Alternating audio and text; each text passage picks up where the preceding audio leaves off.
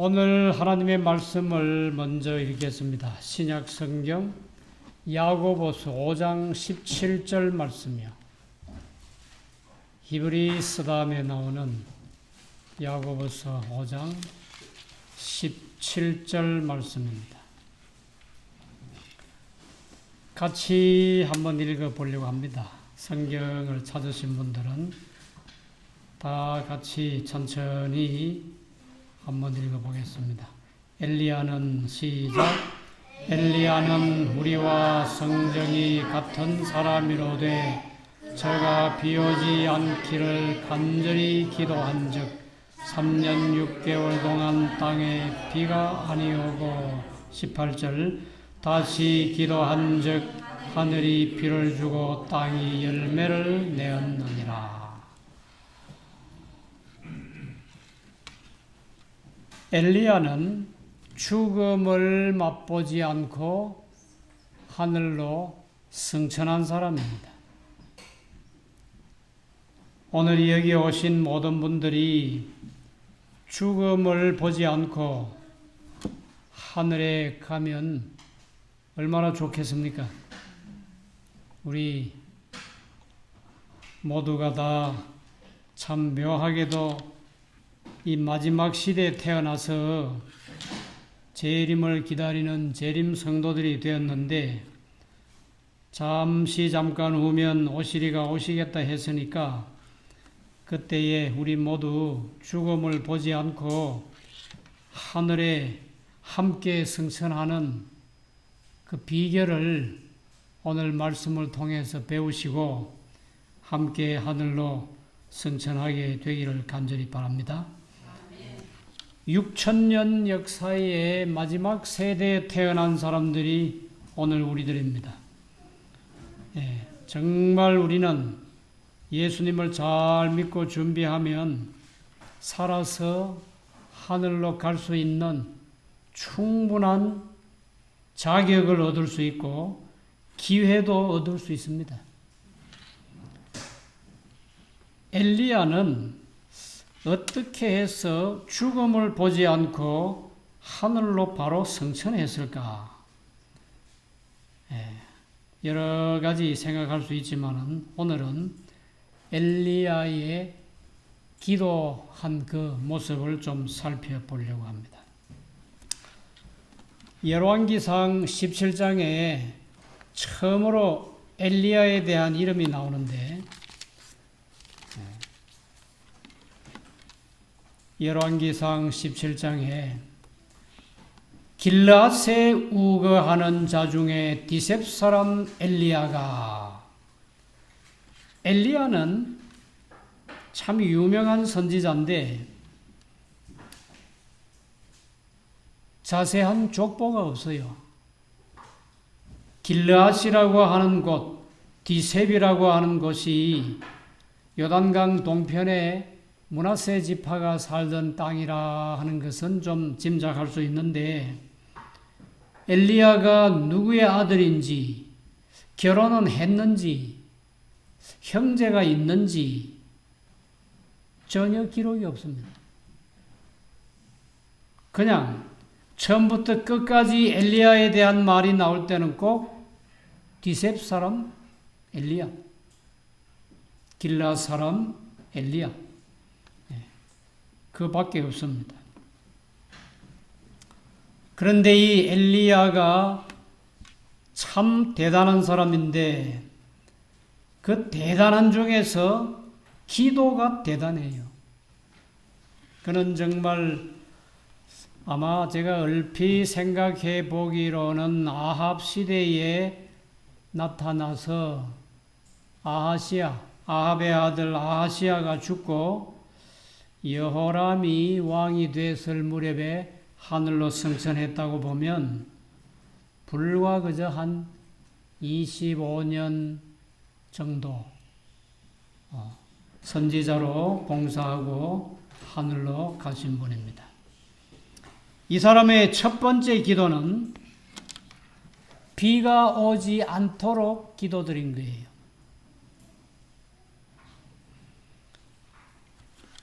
선지자 왕 119페이지에 보시면은 요단강 동편 길앗 산중에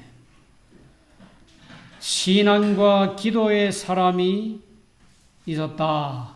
엘리야예요.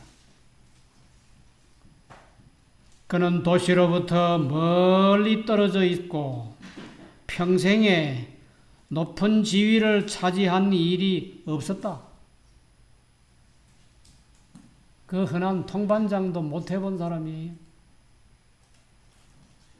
엘리야는 부모 형제에 대한 기록도 없지만은 그가 어떤 지위를 차지했다고 하는 기록이 전혀 없습니다. 그런데 그의 기도는 대단한 효력이 있었어요. 아합 앞에서 엘리야가 이렇게 말합니다. 내 말이 없으면 수년 동안 우로가 있지 아니하리라. 그가 하나님께 간절히 기도한 첫 번째 기도는 하나님 이스라엘 땅에 비가 오지 않게 하옵소서 했어요. 왜 그런 기도를 했을까요? 아합이 이스라엘의 왕이 된 후에 시돈에 있는 왕 에발의 딸 이세벨을 왕으로 맞이해가지고 아합이 참 많이 타락했어요. 이스라엘의 하나님을 두고 바알을 섬기고 아세라를 섬기고 우상을 아주 대놓고 섬겼어요. 엘리야가 길라 산중에서 왕이 하는 그 모습, 이방 여인을 아내로 데리고 온 그 모습, 그리고 그 왕의 모습을 따라가는 이스라엘 백성들의 그 우상 숭배하는 그런 모습들, 그걸 보니까 마음이 너무 상했다고 했어요. 그래서 부조와 선지자 221페이지에 가면 너무너무 속이 상해가지고 슬픔을 억제할 수가 없었다고 했어요. 그저 매일같이 울고 싶은 심정이라. 그래서 생각도 못해서 하나님이시여 이스라엘 백성들이 잘 먹고 잘 살고 배가 부르니까 이스라엘의 하나님은 경배하지 않고 우상을 숭배하는데 이 땅에 형벌을 내려서라도 깨닫게 해 주옵소서. 얼마나 하나님 앞에 범죄를 많이 하고 살아가는지 좀 깨닫게 해 주옵소서. 비 오지 않게 하옵소서. 그랬더니 정말 비가 안 왔어요. 요즘 장마철이라서 비가 많이 오죠. 그래서 우리도 금년에는 무슨 모종을 할 때 물을 많이 준 적이 별로 없고 그냥 심어 놓으니까 저렇게 잘 자라요. 들깨도 잘 자라고 옥수수도 잘 자라고 감자도 잘 자라고 고구마도 잘 자라고 있습니다. 만약에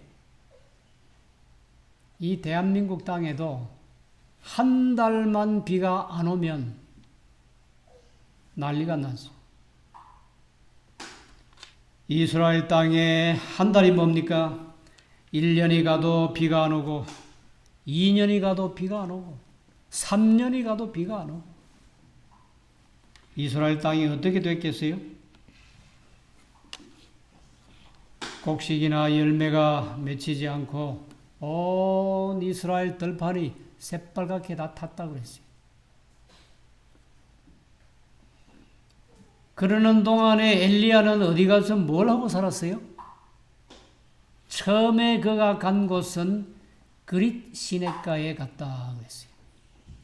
그 시냇가에서 시냇물을 마시면서 아침 저녁으로 까마귀가 날라다 주는 떡과 생선을 먹고 연명을 하면서 살다가 몇 달 후에 저 북쪽에 있는 땅으로 가서 거기 사르밧 과부의 집에 가서 아마 거의 3년 동안 숙식 제공을 받은 것 같아요. 과부의 집에 가서. 왜 그렇게 했을까요?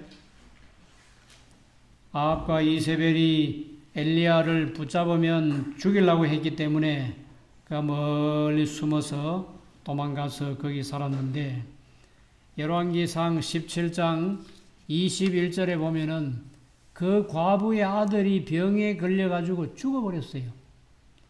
그래서 엘리야의 두 번째 기도가 거기 나옵니다. 그것이 20절 말씀, 열왕기상 17장 20절 말씀입니다. 여호와께 부르짖어 가로되 나의 하나님 여호와여, 주께서 또 내가 우거하는 집 과부에게 재앙을 내리사 그 아들로 죽게 하셨나이까. 엘리야가 가서 겨우 밥 얻어먹고 잠자리 제공받고 사는데 하필이면 그 집에 있는 하나밖에 없는 독자 외동 아들이 죽어버렸으니까 엘리야가 거기에 대한 책임감을 느꼈어요. 하나님이시여, 내가 여기서 먹고 사는데 어찌 이 집의 아들을 죽게 하십니까? 그리고 그 아이 위에 몸을 3번 펴서 엎드리고 여호와께 부르짖어 가로되 나의 하나님 여호와여, 원컨대 이 아이의 혼으로 그 몸에 돌아오게 하옵소서. 어떻게 됐어요? 그 후에 그 아이가 살아났어요.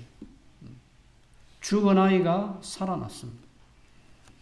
그렇게 그 과부의 외동 아들을 다시 살려놓았습니다. 평생에 한 번도 어떤 이 세상에서 지위를 가져본 적이 없는 사람,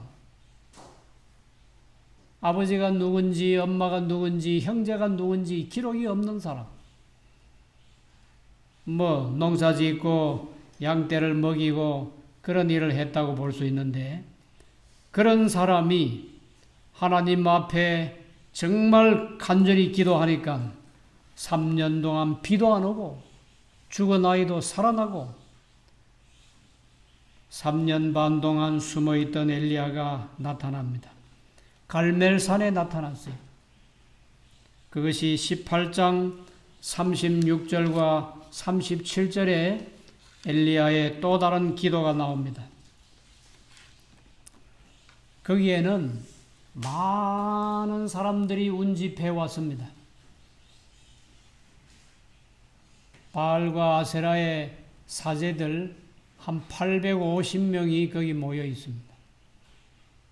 이 사람들은 국가의 녹을 먹고 산 사람들인데, 이세벨이가 아방에게 시집 올 때 데리고 왔다고 그랬어요. 아주 대놓고 이스라엘 민족들로 하여금 여호와 하나님을 섬기지 못하게 하고 이방신을 섬기도록 하려고 계획적으로 데리고 온 사람들이에요. 생활비를 다 대주고 이스라엘의 국고를 많이 축내면서 이스라엘 땅에 기생했던 그런 사제들입니다. 이 사람들은 와서 이스라엘 나라가 농사가 잘 되고 양떼들이 자꾸자꾸 증가되고 부유하게 되고 잘 먹고 잘 사는 것이 바알과 아세라의 덕분이라고 그랬어요. 그래서 점점 그 생각을 돌리기 시작합니다. 여호와 하나님 믿을 필요 없다고, 바알을 섬겨도 얼마든지 잘 살고 잘 먹고 산다고, 아주 생각이 요즘 말로 말하면 좌파 쪽으로 자꾸 가는 거예요. 전혀 사실이 아닌 것을 그렇게 믿도록 1년이고 2년이고 10년이고 계속해서 그렇게 사상을 바꿔놓으니까 이스라엘 사람들 대부분이 그렇게 믿었다고 그랬어요. 그래서 엘리야가 제안을 합니다.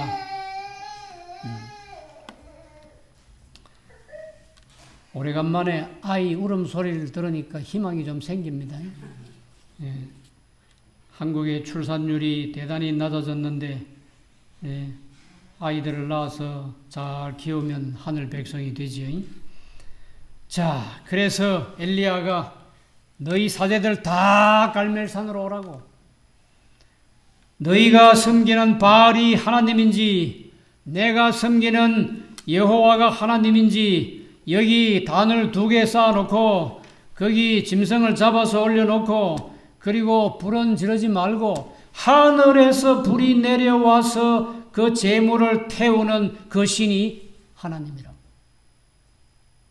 그래서 바알의 사제들이 아침부터 저녁 소재드릴 때까지 소리를 지르면서 850명이 냅다 소리 지르면서 몸을 상하게까지 해가면서 바알이여 바알이여 하고 기도했으면 얼마나 시끄러웠겠어요. 그리고 이스라엘 백성들이 아마 수천 명이 모였을 겁니다. 엘리야의 하나님이 진짜 하나님인지 바알의 하나님이 진짜 하나님인지 보러 가서 구경꾼들이 수천 명이 모였을 거예요. 갈멜산이 지중해가 바라다 보이는 넓은 산 언덕에 아마 사람이 인산인해를 이루었을 겁니다. 그들이 여러 시간 동안 기도해도 그 제단에 제물이 불타지 않았어요. 엘리야는 유심히 감시하면서 경계했다고 그랬어요. 혹시 바알의 사제들이 몰래 가서 불을 붙일까 봐 철저히 감시했다고 그랬어요. 그리고 저녁 소재 드릴 시간에 엘리야가 됐다고 이제 그만하라고. 이제 내가 할 차례라고. 그리고 18장 36절과 37절에 기도를 합니다. 한번 들어보십시오. 저녁 소재 드릴 때에 이르러 선지자 엘리야가 나아가서 말하되, 그 다음부터 기도입니다. 아브라함과 이삭과 이스라엘의 하나님 여호와여, 주께서 이스라엘 중에서 하나님이 되심과 내가 주의 종이 됨과 내가 주의 말씀대로 이 모든 일을 행하는 것을 오늘날 알게 하옵소서. 37절 여호와여 내게 응답하옵소서. 내게 응답하옵소서. 이 백성으로 주 여호와는 하나님이신 것과 주는 저희의 마음으로 돌이키게 하시는 것을 알게 하옵소서. 요 기도는 영어 63단어, 한글 130석자, 20초 동안의 기도였어요. 엘렌 화이트는 공중 기도에서 긴 기도하지 말라고 그랬어요. 천사도 지루하다고. 아주 간단명료하게 단 20초의 짧은 기도인데 하늘에서 불이 내려왔어요. 제단의 제물을 몽땅 다 태웠습니다. 그 다음에 엘리야는 거짓 선지자 850명을 그 밑에 게을러 기존 시내로 데려다가 싹 다 처형해 버렸어요. 엘리야의 기도의 아주 중요한 부분이 뭡니까? 여호와는 누구이신 것과 여호와는 하나님이신 것과 사람들의 마음으로 돌이키게 하시는 분이시다 하는 것을 알게 하옵소서. 참 대단한 역사가 일어났습니다. 이건 참 놀라운 일입니다. 어떻게 그렇게 짧은 기도인데, 느헤미야는요, 잘해야 그저 한 3초, 5초 동안의 기도로 그 바사의 왕의 마음을 돌이켰다고 그랬어요. 그것은 큰 강물을 돌이키는 것과 같은 능력의 기도가 느헤미야의 기도였어요. 엘리야도 그렇게 짧은 기도 응답으로 하늘에서 불이 내려와서 제물을 살랐습니다. 그 다음에 네 번째 기도가 있습니다. 그것은 비 오기를 기도하는 거예요. 여기 보시면은 열왕기상 18장 42절 보세요. 아합이 먹고 마시러 올라가니라. 엘리야가 갈멜산 꼭대기로 올라가서 땅에 꿇어 엎드려 그 얼굴을 무릎 사이에 넣고. 엘리야의 기도는 참 꿇어 엎드렸는데 또 얼굴을 어디에다 어떻게 했다고요? 꿇어 엎드렸는데 또 얼굴을 무릎 사이에 또 땅바닥까지 닿는 굴복과 겸손의 기도였다고 그랬어요. 무릎을 꿇었다고 하는 것은 굴복했다는 의미고, 얼굴을 무릎 사이에 깊이 넣었다고 하는 것은 정말 인간으로서 최대한의 하나님 앞에 낮은 자세로 겸손하게 머리를 무릎 사이에 넣고 그리고 간절히 기도합니다. 이제 하나님께서 이스라엘의 하나님 되심이 불로 응답이 되셨사온즉 이제 이 가문 땅에 메마른 땅에 비를 주옵소서 하고 기도를 했는데 몇 번 기도했어요? 7번 기도했어요. 엘리야의 기도는 열심 있는 기도임과 동시에 끈기 있는 기도였어요. 그 사환에게 지중해 쪽에 가보라 그랬어요. 한 번 갔다가 아무것도 보이지 않는다고 두 번째도 세 번째도 6번까지 갔어도 구름 한 점 보지 못했는데 7번째 기도하고 나니까 어땠어요? 바다에서 사람의 손만한 작은 구름이 일어나나이다. 손바닥만한 작은 구름이 지중해 끝에서 올라오기 시작합니다.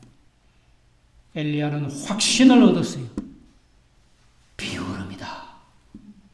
저 구름은 그냥 지나가는 구름이 아니고 틀림없이 하나님께서 내 기도에 응답으로 주시는 비구름이다. 그리고 왕에게 빨리 마차를 갖추고 궁으로 돌아가시라고. 비가 옵니다. 그 손바닥만한 작은 구름을 보고. 그리고 엘리야는 왕의 앞에 달려갔어요. 갈멜산에서 이스라엘까지요. 성경에서는 그렇게 기록했습니다. 32km였대요.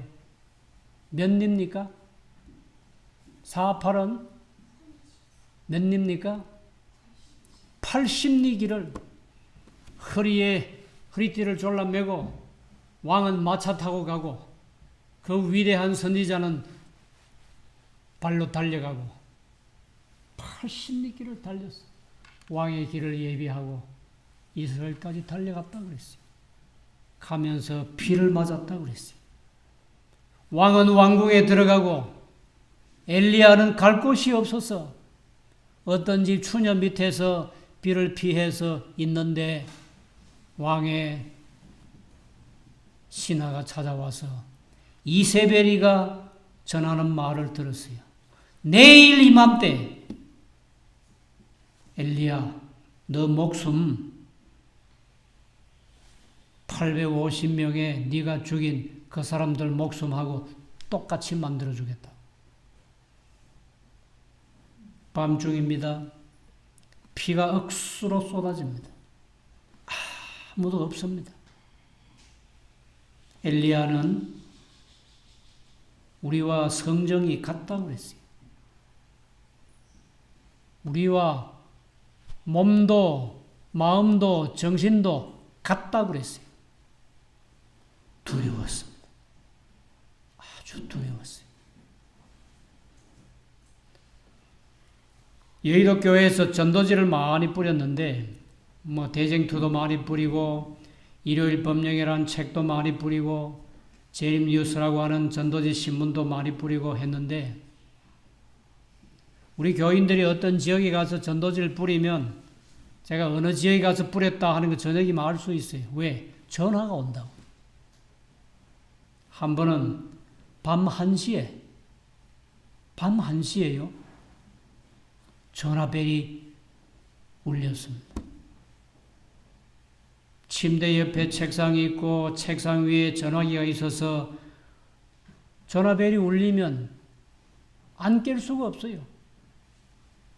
벌떡 일어나서 무슨 급한 전화, 밤 1시에 전화를 했다고 하면 사람 죽은 거 외에는 그렇게 전화 안 하지요. 그래서 전화를 탁 받았습니다.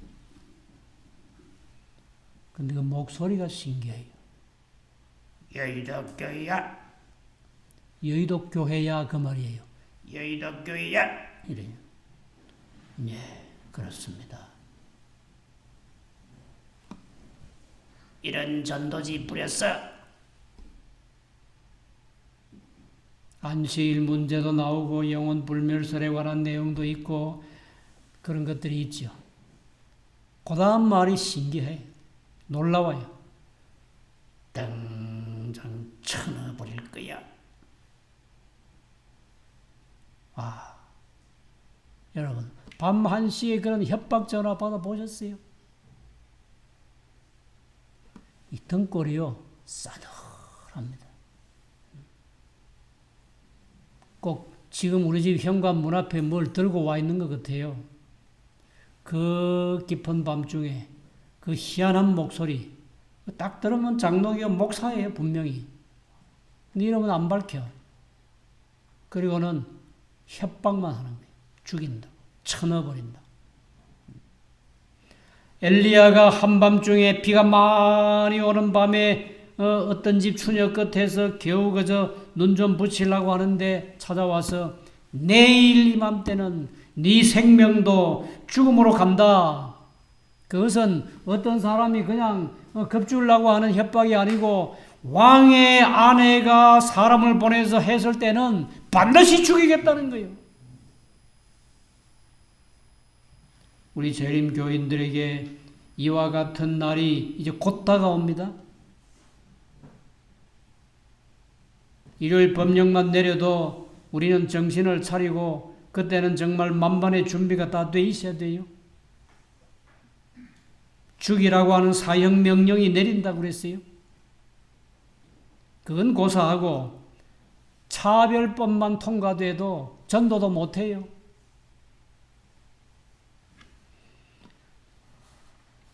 엘리야가 두려워서 일어나서 도망가기 시작했어요. 거기서 머나먼 길 남쪽 호렙산까지 도망가는데 40일가량 도망갑니다. 그저 걸어만 날 살려라 하고 도망가는 거예요. 거기서 마지막 기도가 있습니다. 마지막 기도. 열왕기상 19장 4절입니다. 열왕기상 19장 4절. 스스로 광야로 들어가 하룻길쯤 행하고 한 로뎀나무 아래 앉아 죽기를 구하여 가로되 여호와여 넉넉하오니 지금 내 생명을 취하옵소서. 나는 내 열조보다 낫지 못하니이다.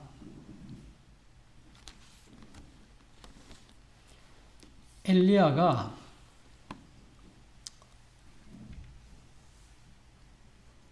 호렙산까지 도망간 거리가요, 우리 주석에는 328km 도망갔다고 그랬어요.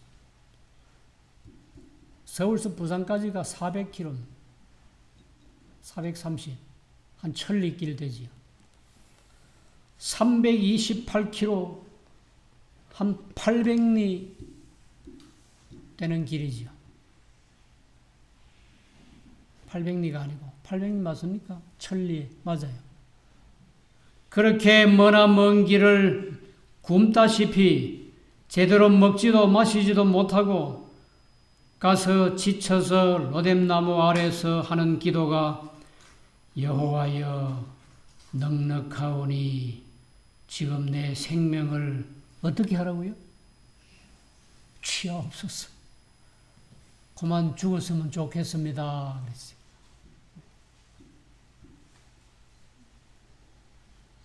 우리 중에는 그런 기도 드려본 적 아무도 없지요. 엘리야가 우리와 똑같은, 엘리야는 성정이 우리와 같은 사람이라 했으니까 우리와 똑같아서 실망하고 낙담했는데 선지자와 왕에 보면요. 164페이지인데 낙담은 죄다 그랬습니다. 어떤 실망스러운 일이 있고 어떤 슬픈 일이 있어도 낙심하고 낙담하면 안 된다고 그랬어요. 낙담은 죄다. 옳지 않는 행위이다. 사람인지라 실망하고 낙담할 수밖에 없는 그런 경우가 많지만은 이제 우리가 이 말씀을 안 이상 적어도 하나님의 백성들은 낙담은 하지 말아야 합니다. 박원순 시장이 이 말씀 알았으면 스스로 목숨 안 끊었을 거예요. 그가 서울특별시장을 3번씩이나 했지만은 이 말씀을 모르니까 스스로 목숨을 끊은 거예요. 노무현 대통령이 대통령까지 했지만은 부엉이 바위에서 떨어져서 생명을 끊었어요. 이 말씀을 몰라서 끊었습니다. 마음이 아파요. 우리 하나님의 백성들은 결코 낙담은 하지 말아야 합니다. 하나님께서 그날 엘리야의 생명을 취해 주셨습니까? 안 취했어요. 하나님께서 그 후에 몇 가지 일을 시킨 후에 저 요단강 동편으로 부르셔서 하늘에서 불말과 불병거를 보내주시고, 제가 이 성경 가운데서 제일 좋아하는 말씀 여기 하나 있어요. 열왕기하 2장 11절 말씀인데, 두 사람이 행하며 말하더니 호련히 불수레와 불말들이 두 사람을 격하고 나누고 하는 말이죠. 엘리야가 회리 바람을 타고 승천하더라. 한번 따라해 보세요. 엘리야가 회리 바람을 타고 승천하더라. 오늘 우리도 막 여기 산중까지 왔으니까 회리 바람 한번 보내주셔가지고 타고 가버리면 얼마나 좋겠어요. 엘리야를 하나님께서 죽음으로 내몰지 않으셨습니다. 낙담이라고 하는 죄를 잠깐 범하긴 했지만은, 그러나 하나님께서 다시 천사를 보내주시고 그에게 떡과 물을 보내주시고 먹고 일어나서 기운을 차리고 가라고 살려주시고 그 생명을 귀히 보셨어요. 엘리야는 그대로 땅속에 묻혀 죽으면 안 되는 사람이요. 대쟁투에서 승리했기 때문에 6,000년 역사에 우리가 대쟁투를 한번 이겨야 할 사람들입니다. 반드시 이겨야 돼요. 만약에 6,000년 역사에서 우리가 대쟁투를 이기지 못하고 구원을 받지 못하고 하늘로 가지 못하면 가장 슬픈 사람이 돼요. 가장 불쌍한 사람이 돼요. 우리같이 확실한 기별을 가지고 우리같이 확실한 진리를 깨닫고, 예수님이 어디 계십니까? 하늘 지성소에 계십니다. 이거 예수님의 현 주소를 아는 그리스도인들이 별로 없어요. 막연하게 하늘에 계신다고 그럽니다. 우리처럼 정확하게 예수님이 거기서 뭘 하고 계십니까? 우리의 죄를 용서해 주시고 도말하고 계세요. 중보하고 계세요. 예수님이 중보자, 진짜 대제사장으로서 우리의 죄를 용서하시고 도말하시고 우리의 이마에 인을 쳐서 하늘로 데리고 가실 후보자들을 지금 찾고 계시고 만들고 계시는데, 왜 우리가 이 귀한 진리를 알면서 낙담하고 실망하고 뒤로 물러가서 구원을 못 받는다고 하면, 6,000년 역사에 우리같이 불쌍하고 처참한 사람이 없습니다. 반드시 하늘에 가야 돼요. 아멘. 반드시 하늘에 가야 돼요. 제가 한 이야기를 하고 마치겠는데 1960년대 몇 년 전입니까? 60년 전이죠. 1960년 저 경상북도 경주 안강이라고 하는 곳이 있어요. 포항 가는 그쪽 길에 안강이라고 하는 건데 거기에 한 아이가 태어났어요. 여자아이인데 6남매 중에서 5번째로 태어났어요. 위로 오빠 둘이 있고 언니 둘이 있고 5번째 그리고 밑으로 여동생이 한 명 있어요. 아주 가난한 집에 태어났습니다. 아버지는 인물은 멋지게 잘생겼는데 집에 없어. 한 번도 가족들의 생계를 위해서 나가서 땀 흘리고 일하는 것을 한 번도 못 봤대요. 그래서 엄마가 그 한복 만드는 싹바느질 해가지고 6남매를 그저 먹여 살리고 학교 보내고 하면서 그저 한 푼 두 푼 모아놓은 그 주머니를 홀랑 뺏어가지고 나가면 또 몇 달이고 집에 안 들어온대요. 그런데 큰오빠는 초등학교를 마치자 중학교를 못 가고 그만 직업전선에 들어가서 그나마 몇 푼씩 벌어다가 엄마에게 보내서 가정을 도왔다고 그랬어요. 그러니 엄마에게는 큰아들보다 더 중요한 사람은 없어. 하늘같이 떠받들었대요. 우리 큰아들, 우리 큰아들, 우리 식구들을 먹여 살리는 우리 큰아들. 둘째도 아들이니까 또 그렇게 인정하고. 그 다음에 셋째, 넷째는 딸인데 큰딸이니까 또 중요하고. 자기는 5번째, 딸로는 셋째, 별 볼 일이 없어. 그래서 한 번도 집에서 칭찬 같은 칭찬을 받아보지 못했대요. 그래서 초등학교 5학년 때 이제 가을이 다 끝나고 내가 이제는 내 짧은 생을 마감해야 되겠다. 그리고 어떤 강물에 가서 빠져 죽으려고 옷을 다 차려입고 몰래 나갔는데 빠져 죽으려고 하는데 자전거 한 대가 서더니만은 너 저 한복 바느질 하는 그 집에 그 셋째 딸 아닌가? 내 지금 너 그 집에 옷 찾으러 가는데 이 자전거 뒤에 타라. 집에 댈 주구마. 그래서 죽지 못하고 또 자전거 뒤에 붙들려 가지고 돌아왔어요. 그렇게 불쌍한 아이라. 중학교 가겠다고 하니 네 오빠도 못 간 중학교를 네가 왜 가느냐고. 그런데 중학교를 다니고 또 고등학교까지 가고 대학을 가야 되는데 아버지가 알고는 칼을 들고 달려들었어. 너 대학 가면 내가 너를 죽여버리겠다. 와, 어떻게 이런 집안이 있는지 모르겠어요. 그래서 도망을 가가지고 자기 친구 집에 몰래 숨어서 공부를 해서 대학 시험 보는 날인데 시험 보려고 학교에 들어가려고 서 있는데 누가 팔을 탁 잡아챘어요. 그래서 딱 보니까 자기 막내 삼촌이라.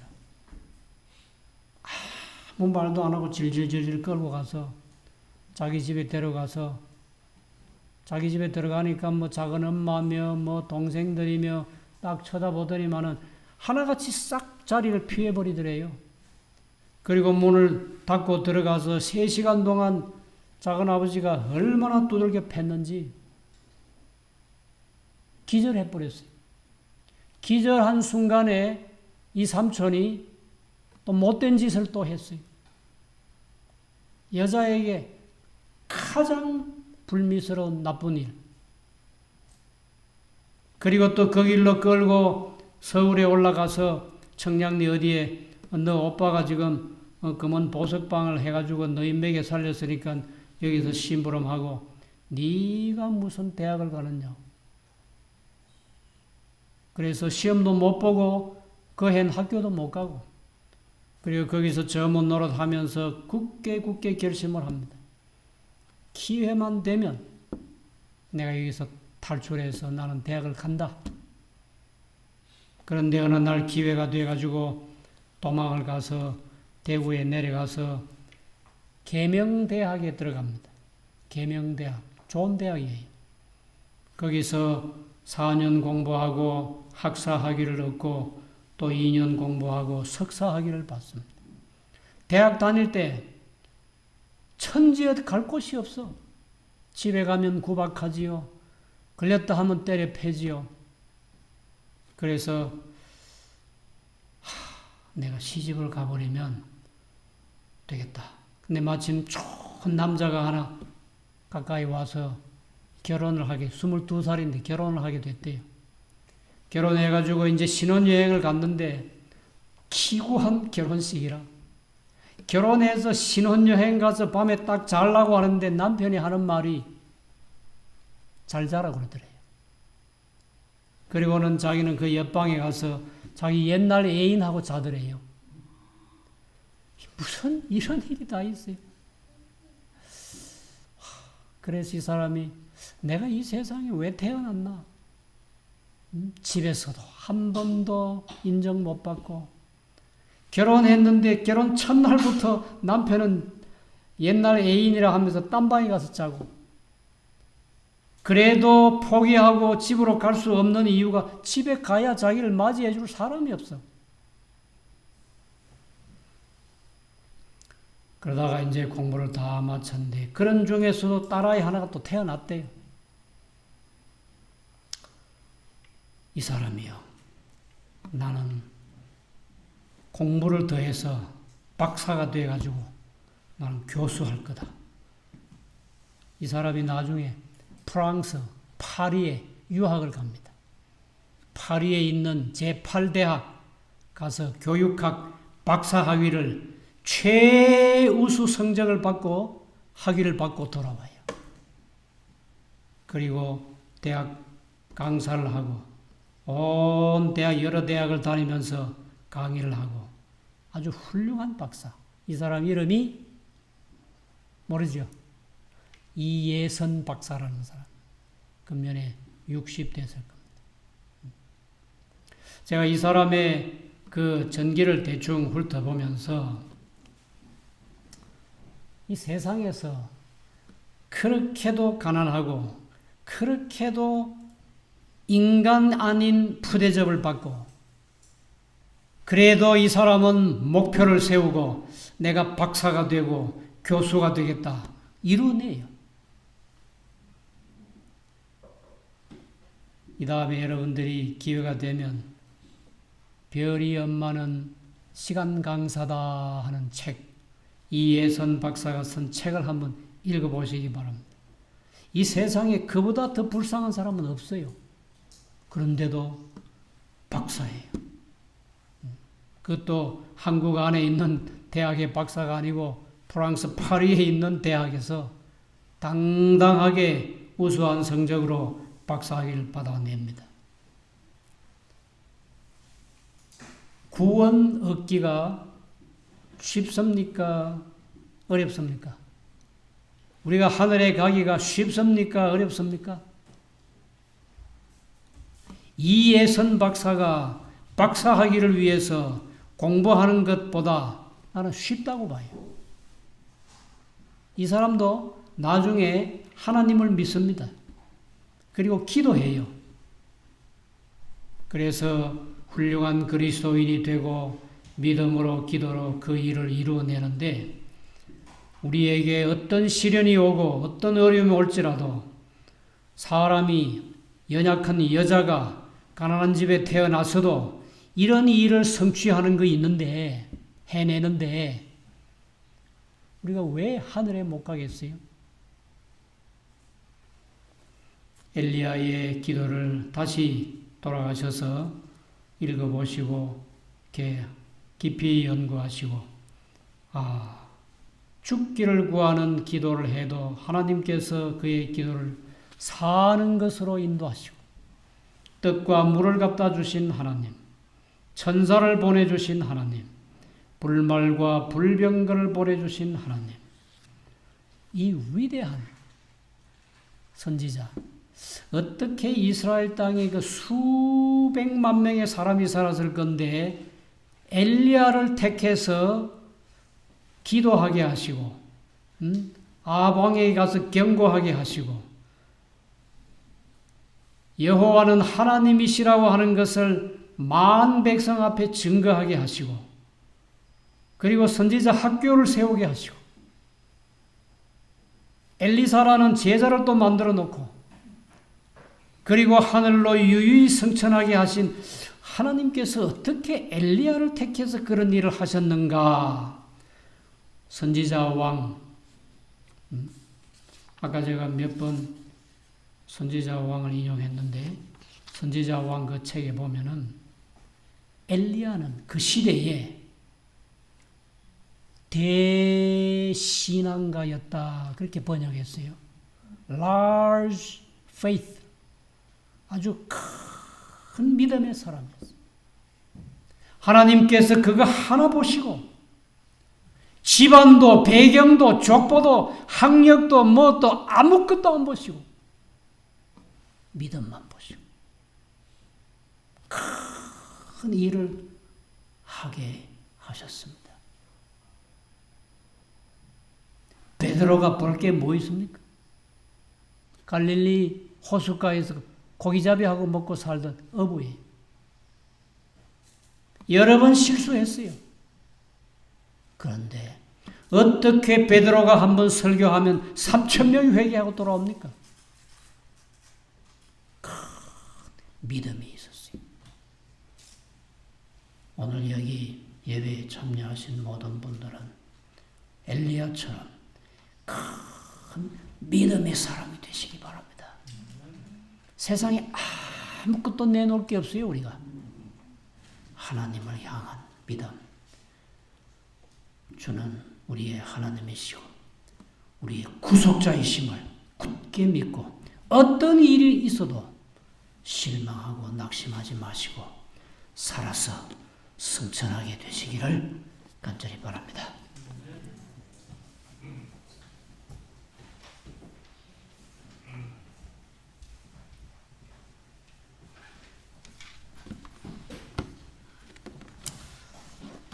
자, 우리 예수님의 재림에 대한 찬미 하나 부르시고 기도하고 마치겠습니다. 34장 그날이 오면 왕을 배우리 천사 노래하는 곳.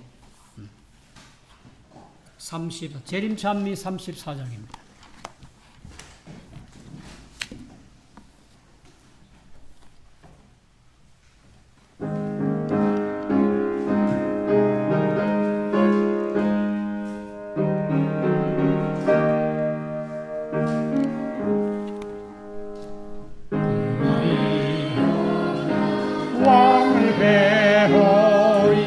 천사 노래하는 곳 우리는 수정강변에 주와 영원히 살리 왕을 배우리 영원토록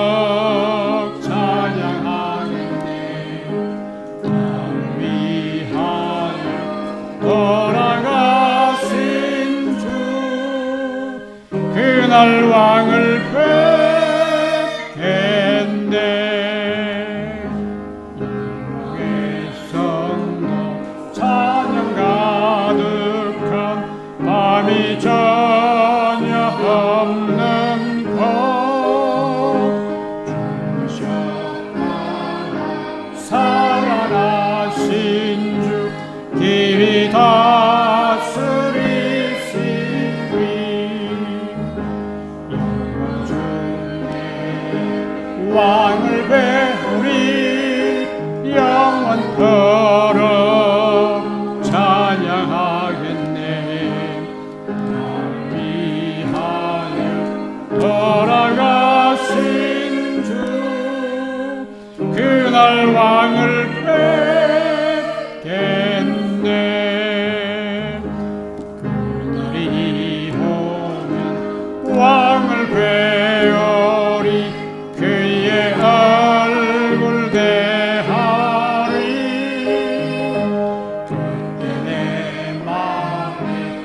쏟는 노래는 나를 구속하시니 영광 중엔 왕을 배우리 영원토록 찬양하겠네. 나를 위하여 돌아가신 주 그날 왕을 뵙겠네. 살아계신 우리 하나님이시여, 이렇게 좋은 안식일에, 이렇게 복된 안식일에 저희로 하여금 하나님의 전에 나와서 찬송과 경배를 드리게 하시니 감사합니다. 하나님이시여, 오늘 저희에게도 엘리야 같은 큰 믿음을 허락해 주시옵소서. 믿음의 사람 되게 해 주시옵소서. 큰 믿음의 사람이 되게 해 주시옵소서. 기도하는 사람이 되게 해 주시옵소서. 간절히 기도하는 사람이 되게 해 주시옵소서. 하나님께서 이 세상에 하나님 되심을 온 세상에 증거하는 믿음의 사람, 기도의 사람, 능력의 사람이 되게 해 주시옵소서. 우리도 엘리야처럼 살아서 하늘로 승천하는 그러한 백성들이 되게 해 주시옵소서. 예수님의 이름으로 간절히 기도드리옵나이다. 아멘.